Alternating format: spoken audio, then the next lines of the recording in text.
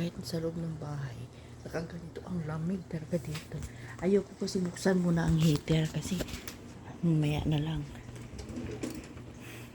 Centralized, ano naman dito, pag once na malamig na talaga, centralized heater na.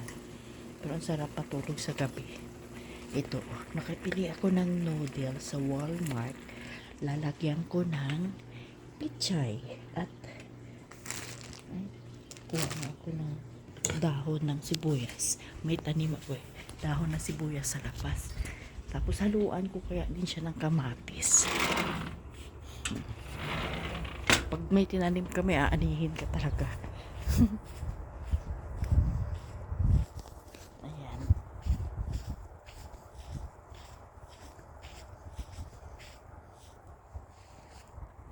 Siguro 2 dahon. Ang lalaki kasi ng dahon dito. Ayan. Okay na to. Tapos, ayun. Pitasin ko nga to isang kamatis para sa dami na na-harvest ko na kamatis. Pero, hindi naman nauubos ang bunga niya. Ayun, may mga pahinog pa ulit. Isang araw nag-harvest din ako. Ito maganda to kasi sariwang sariwa. Pinitas mo. Haluan ko ng kamatis, sibuyas. Ay, nalak. Ito ang what happened, Ruby? You want to go out?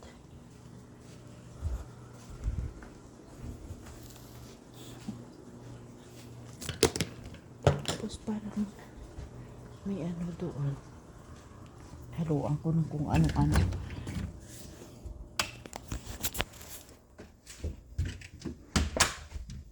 Yan. Dapat maglinis ako ng sasakyan ngayon. Paano? Tinatamad ako ang ginawa. Ayan ang mga kamatis na hinarvest ko isa araw. Ito ko kaya yun ang sili na ito. Ay, ang pipino.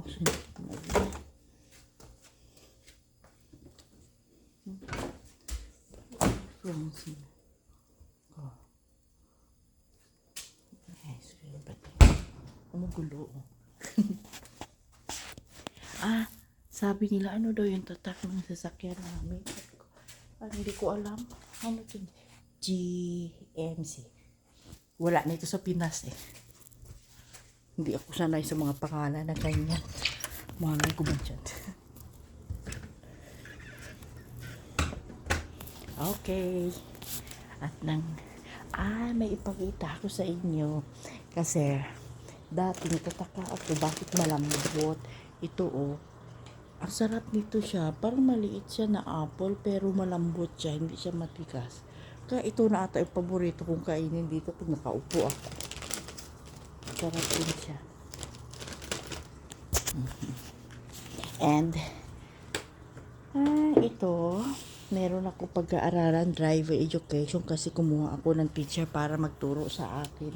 So chapter 1 to 8 and then each chapter is back to back, 3 page. So ito ang mag-aaral ang lola para makuha ng license magdadrive. Okay. Ayan na pagsit.